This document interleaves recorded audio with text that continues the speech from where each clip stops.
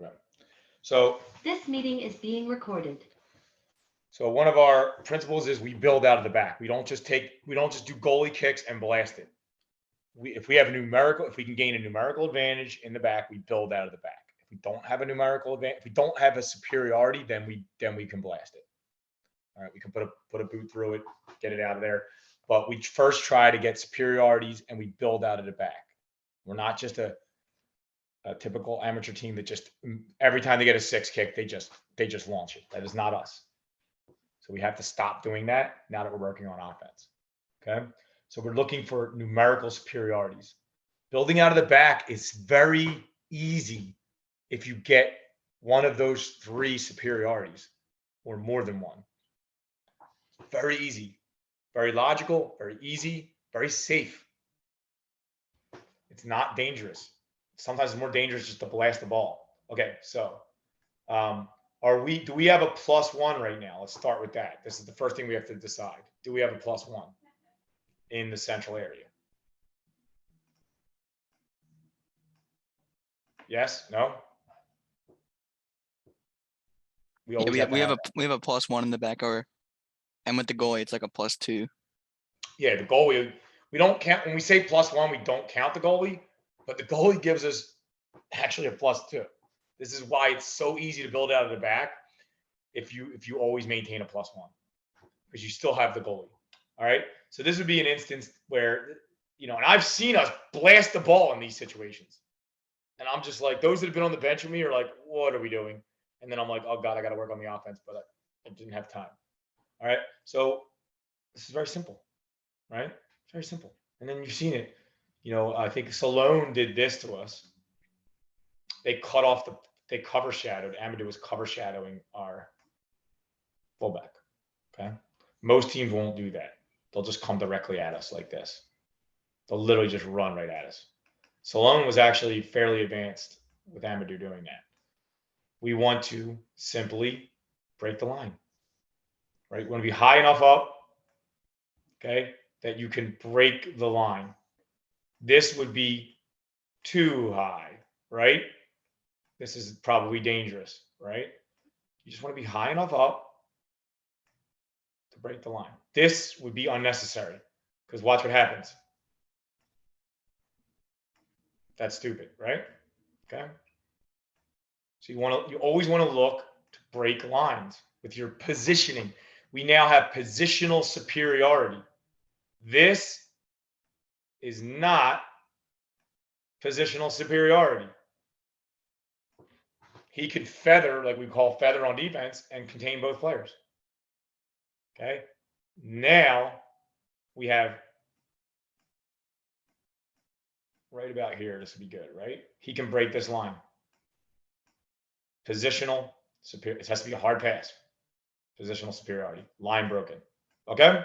Makes sense? We're looking to get one of the superiorities to build out of the back. We started with numerical superiority. Okay? Then, when the ball was played out, we not only kept the numerical superiority here, we also added, with the intelligent movement of the fullback, positional superiority. Again, we have no idea if we have qualitative superiority because we don't know who these players are. All right, so there you go. Develop superiorities, break the lines. All right. I'm only going to do building out of the back, so I'm not going to go much further than that. I'm going to now stop. I'm going to go back, and now I'm going to show you a different look. Okay, where we would have, which is something that happens to us a lot. So now we're building out of the back, and they get tired of that. So I'm not going to move the back line up yet, but I am going to move the 10 in. Okay, and have them be pretty smart. So, question, if we see this is our 6. Our 6 is, have we lost our +1, essentially? Yeah. Is this bad for us, for our system, the way we want to play with our game model? We've lost it on offense and defense, correct? We always keep the +1 on offense and defense. So this could actually hurt us when we lose the ball. This could hurt us. Forget about, and it's going to make it more likely that we lose the ball on offense and then be at a you don't want to be numerically even when you're on defense. So how do we fix it? Well, we could bring the fullbacks in, but that's not what we're going to do. We're going to bring, since we do man marking, this ties into our philosophy of offense. Our 6 is responsible for outplaying the opposition 10, correct? On defense. He's not working on offense. Our 6 is responsible to outplay the opposing 10 on offense.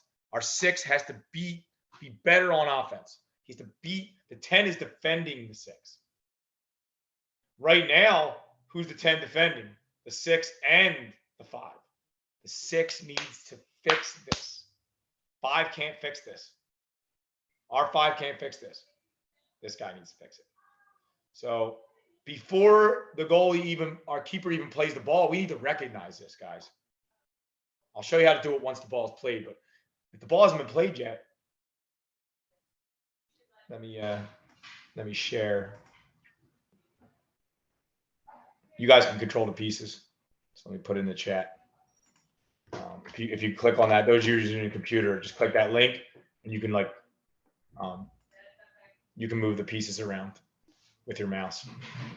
Okay? If you're using a tablet, you might not be able to do it or something. Okay, or a phone. All right, but I'll move them. If someone else jumps in, I'll let you move them too. So what are we gonna do? The goalie hasn't played it yet, so let's drop the 6 in. Right? This is an example of we're going to try to, we just gained numerical superiority. Tell me what else we're gaining.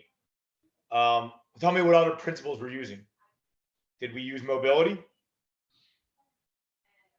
Yes. Okay. Now we're going to use, I'm going to show you rotations. So these guys are going to spread.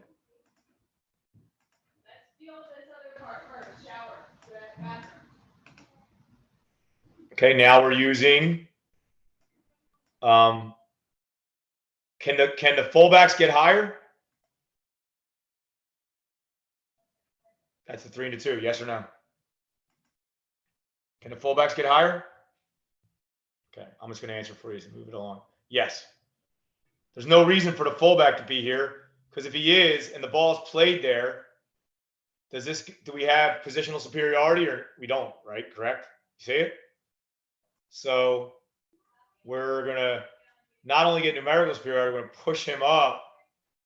Now we have positional superiority here with the 5, 3, and the 7. What do you think the 11 should do at this point? Come inside. Come inside. And do I need a new 6? A functional 6? Yeah. Yeah, so let's make it the 8 for simplicity's sake, because I don't want to confuse you guys. We'll make it the 8. But it could have been the 10. All right. Now the 8 is, we call this, those who've been with me for a long time, we call it a functional 6. Right? He's functioning as the 6. Our actual 6 is functioning as a center back. Okay. So what should the 10 do? If the 10 was in this half space, what should the 10 do now?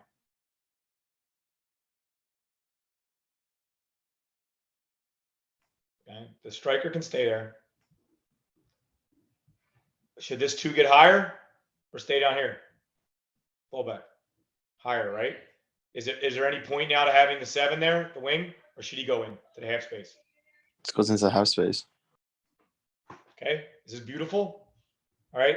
A lot of rotations. We now use rotations, which are part of the mobility principle. Okay.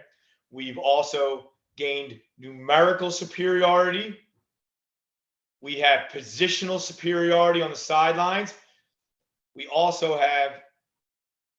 definitely have positional superiority in the back zone, right? Okay.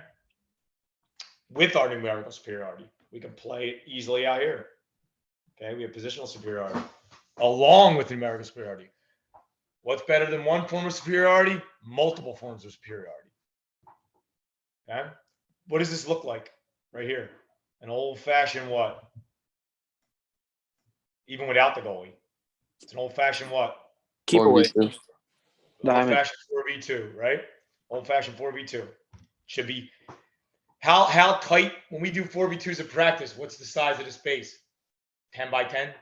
Sometimes with the really good players, we do like 7 by 7 or 6 by 6, right? You think how easy do you think it's going to be to do keep away with a 4v2 in that giant area? It's easy. You don't need to dribble. Shouldn't be dribbling, right? There's no reason for it. Create numerical superiorities, positional superiorities in giant spaces. You don't have to dribble out of the back. See, it's simple. This is our game model. This is what we're going to try to do. We're going to plug on. We won't do this overnight. It'll take time. Okay. So now let's reset it. Okay. And let's show, I want to show you what we do when we already have the ball. Okay, so let's move these pieces back. All right. So we're going to show you what to do when let me move this out of the way for a second. When we already have the ball played, we had numerical superiority in this zone. Move back. Okay. So, and this is good to Jason's here. See this. We already have numerical superiority. What am I moving these guys? Shoot. You guys help me? Nobody connected? I was hoping you could help me move these pieces. Okay. It's fine. I got it. Okay. So, and those just came in. Make sure you watch the tape again. I'm not going to start over. So 4-2-3-1, which is a formation we face a lot, right?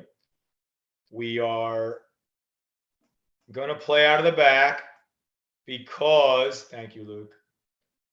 We have,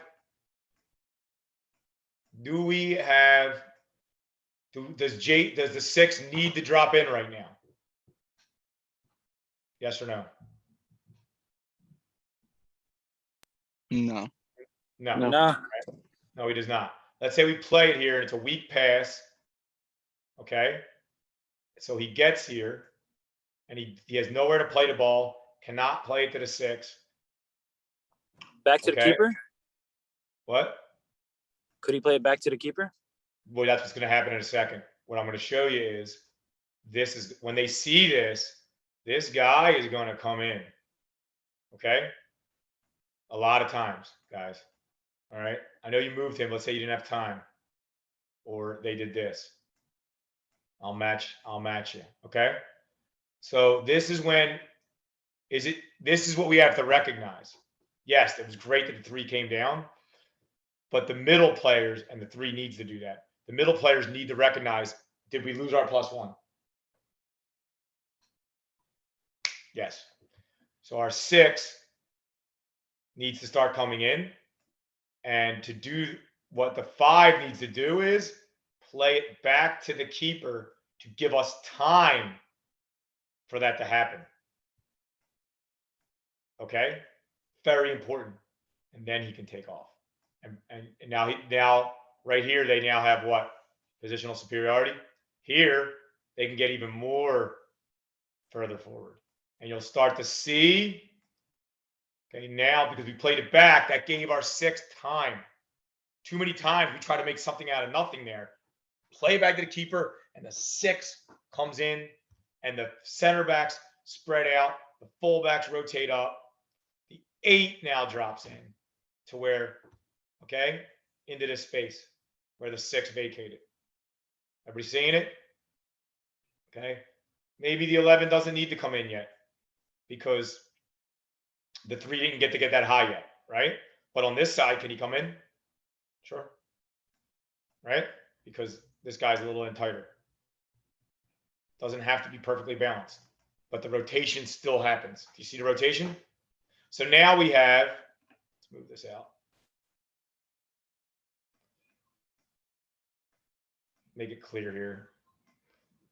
And does he need to be, this guy needs to be in the spot where he can break the line after it goes to the 5. Okay? That's what he needs to think. He needs to think about the next pass. All right. After it goes to the 5, where should I be? All right. So now, do we have numerical superiority in the back again? Yes, we have numerical superiority. Do we have positional superiority?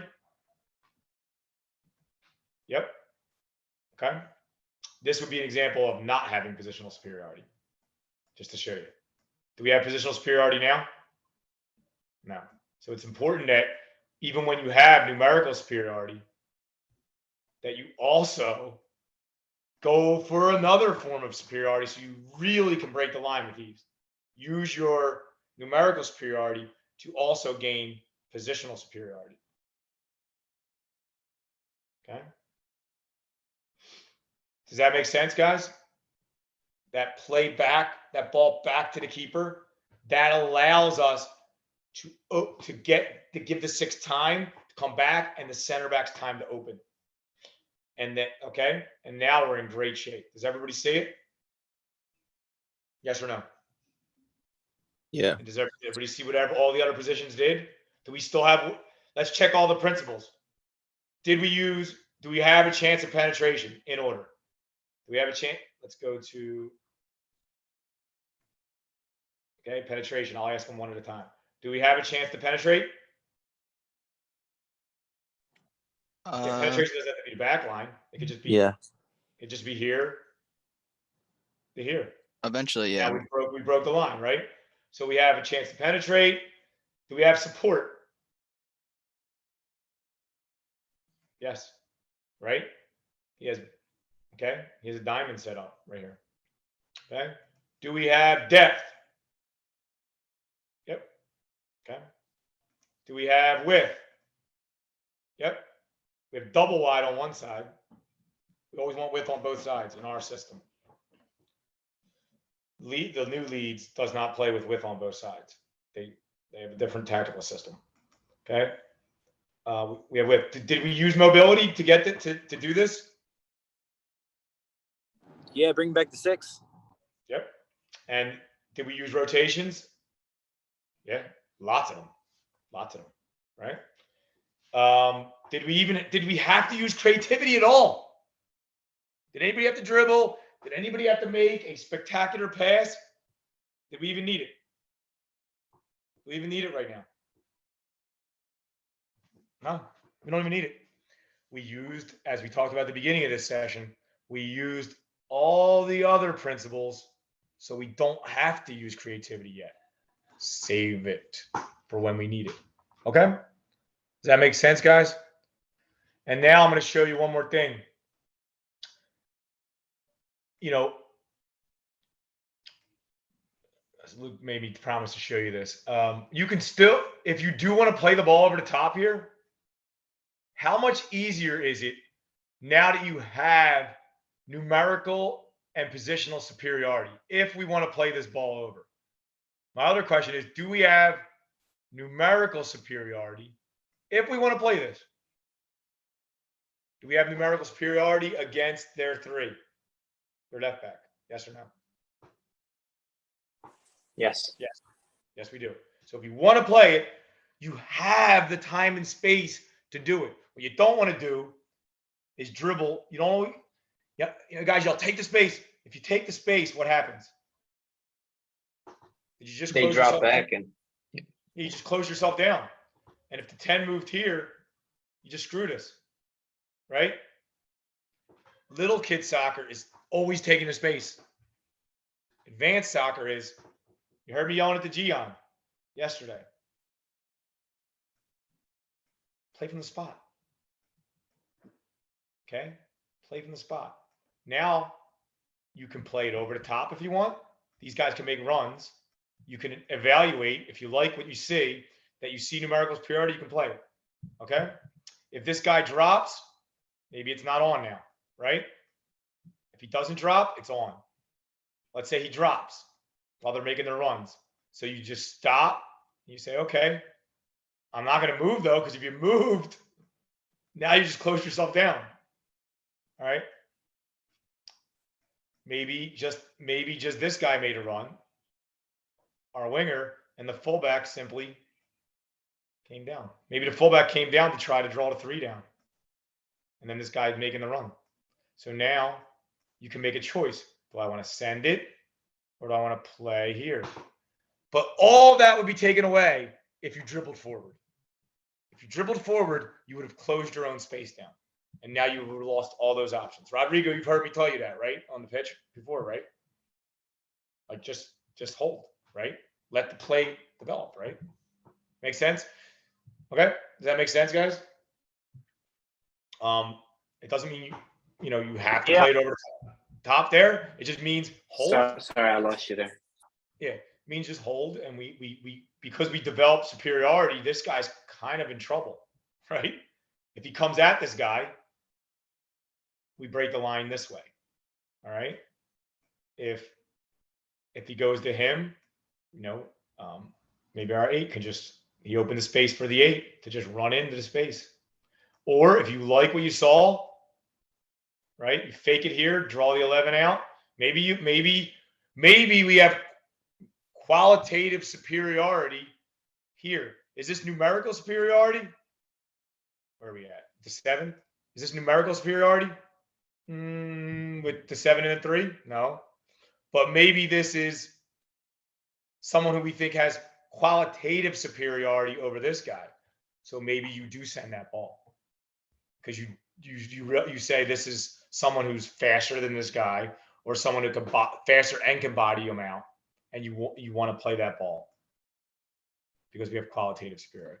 So that's why we started this with talking about this different types of superiorities, because that will inform your decision making as we go forward.